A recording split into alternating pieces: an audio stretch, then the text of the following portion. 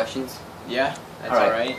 What were the thoughts you had in your head when you saw Lydia and Perry that day in the marsh? Well, at first it was kind of hard to, figure out what was going on because one minute I was just trying to get some turtles and the next minute I come across this suffering runaway slave. And there were a lot of thoughts going through my head, but mainly I was just, pretty scared.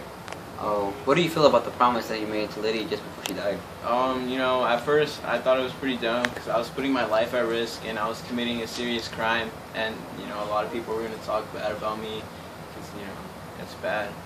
But as things started to progress, I felt really bad for Perry because I knew what it felt like to lose a mother, so I knew what I had to do, so I had to help him.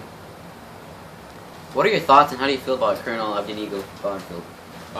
I really hate him. He always seemed to be following me, and he just really wanted to kill me and catch Perry because he knew that I was aiding him, and that was illegal at the time. He was really evil. He could kill someone without feeling any regret, and yeah, I don't like him. What was it like to see Baltimore for the first time? Oh, it was pretty amazing because I lived in a small city for my entire life, and it was just weird to see all of these buildings and people and hear all the noise. And I had to keep a good eye on Perry because it's easy for him to slip away. It's such a big place. Yeah. What do you recall of the incident with Colonel taking Perry from you in the streets of Baltimore? Oh, I don't really remember much. I just remember seeing a lot of people, and and then I felt someone grab my shoulder, and let's see, I'm trying to remember. I just remember seeing his face, and then me and Perry, just trying to fight him, but and I just passed out because he hit me with his pistol. Oh. Yeah. After you awoke? Oh, I woke up and it was still daytime, and there weren't as many people in the streets, and I could feel. I knew I was pretty tired. I could feel a lot of dried blood on my face, and I was really worried about where Barfield had taken Perry, but I couldn't really do anything in the state that I was in. So I decided to go to Polly's house, and once I reached there, I knocked on the door and I passed out, and I don't remember anything after that. What happened after you awoke for the second time? I woke up, I was pretty confused, I was just laying in this dark room on some cot thing, I wasn't really sure. And I didn't really know what was going on until I spoke to the slave of the house that I was in, and she explained everything to me, She told me that I was unconscious for a long time. I lost a lot of blood. I almost died. And it's been 2 weeks, and that really scared me because I had to find out where Perry was. Find out where Perry was, and how did you feel free him?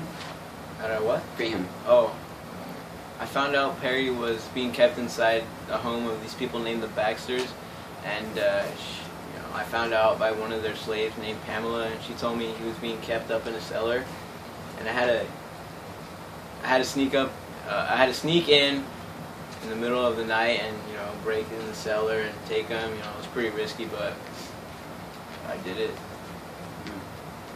What did you do next after you had Perry with you?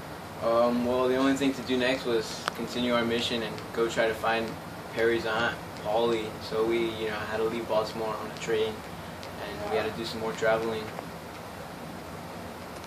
Who was Hyacinth, and what did she do for you and Perry? Oh, Hyacinth was another aunt of Perry, and she did a lot for us, She let us, the main thing she did for us, she gave us a home, and she fed us, and she took care of us. Yeah, she was really important for real. What happened after you were able to speak to Polly? Oh, after we were finally able to talk to her, she didn't really want anything to do with Perry. We were both pretty devastated. We'd come this whole way, and it was really all for nothing. Yeah. What did you think of letting Perry run away with Hyacinth? Well, I wasn't sure whether I should let him go or not, but it didn't really look like we had any other options, and it was better than just abandoning him there. And yeah, I was hesitant to do it, but it was what I had to do. Your relationship with Perry changed throughout your journey?